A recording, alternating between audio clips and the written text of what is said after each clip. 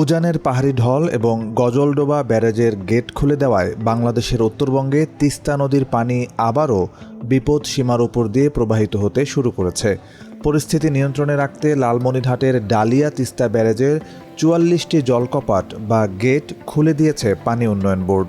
২৮ June সন্ধ্যা ৬টার হিসাব অনুযায়ী নদীর পানি বিপদসীমার ৭ সেন্টিমিটার উপর দিয়ে প্রবাহিত হওয়ায় প্লাবিত হচ্ছে লালমনিরহাটের চরাঞ্চল ও বিস্তীর্ণ নিচু এলাকা। এই আকস্মিক পানি বৃদ্ধির ফলে হাতীবান্ধার পারুলিয়া, পাটিকাপাড়া, কালীগঞ্জের ভোটমারি, আদিতমারির মহিষখোঁচা এবং সদর উপজেলার খুনিয়াগাছ ও রাজপুরের মতো বিস্তীর্ণ চরাঞ্চলে আবারও দেখা দিয়েছে তীব্র বন্যার আশঙ্কা। লালমনিরহাট পানি উন্নয়ন বোর্ডের নির্বাহী প্রকৌশলী জানিয়েছেন, নদী পাড়ের মানুষকে সতর্ক থাকার নির্দেশ দেওয়া হয়েছে ইতিমধ্যেই। জেলা প্রশাসক মোহাম্মদ রাশিদুল হক প্রধান আশ্বস্ত করে বলেছেন, সম্ভাব্য বন্যা মোকাবিলায় পর্যাপ্ত ত্রাণ সামগ্রী নিয়ে প্রস্তুত রয়েছে জেলা প্রশাসন। আমাদের সামনে একটা পরিকল্পনা রয়েছে হাইড্রোলজির এই ধরনের একটি প্রকল্প, ডালিয়া পয়েন্টে একটি অ্যালার্মিং সিস্টেম চালু করার উদ্যোগ রয়েছে, যে আমাদের সেটার কাজ আমি বললাম যে আমাদের এখনও স্টাডি চলমান আর কি। তো আশা করি ভবিষ্যতে যেহেতু সব কিছু এখন অনলাইনের যুগ, ওইরকম হওয়ার সম্ভাবনা রয়েছে। তো এখন এই ধরনের কোনো অ্যালার্মিং পেলে আমরা মাইকিং করে জেলা উপজেলা প্রশাসনের মাধ্যমে মাইকিং করে লোকজনকে জানিয়ে দেব।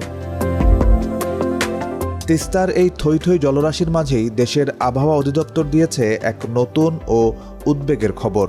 ২৯ জুন দেশের ভেতরের ১১টি অঞ্চলের ওপর দিয়ে ঘণ্টায় সর্বোচ্চ ৪৫ থেকে ৬০ কিলোমিটার বেগে অস্থায়ীভাবে দমকা অথবা ঝড়ো হাওয়া বয়ে যাওয়ার পূর্বাভাস দেওয়া হয়েছে। আবহাওয়া অফিসের তথ্য অনুযায়ী রংপুর, দিনাজপুর, বগুড়া, ময়মনসিংহ, বরিশাল, পটুয়াখালী, নোয়াখালী, কুমিল্লা, চট্টগ্রাম, কক্সবাজার এবং সিলেট অঞ্চলের উপর দিয়ে এই ঝড়ো হাওয়া বয়ে যেতে পারে দক্ষিণ বা দক্ষিণ পূর্ব দিক থেকে।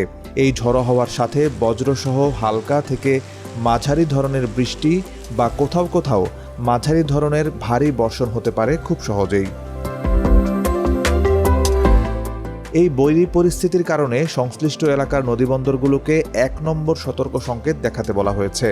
এছাড়া রংপুর, ময়মনসিংহ, চট্টগ্রাম ও সিলেট বিভাগের অনেক জায়গায় বৃষ্টির কারণে দিনের তাপমাত্রা কিছুটা কমে আসতে পারে বলে জানিয়েছে আবহাওয়া অফিস।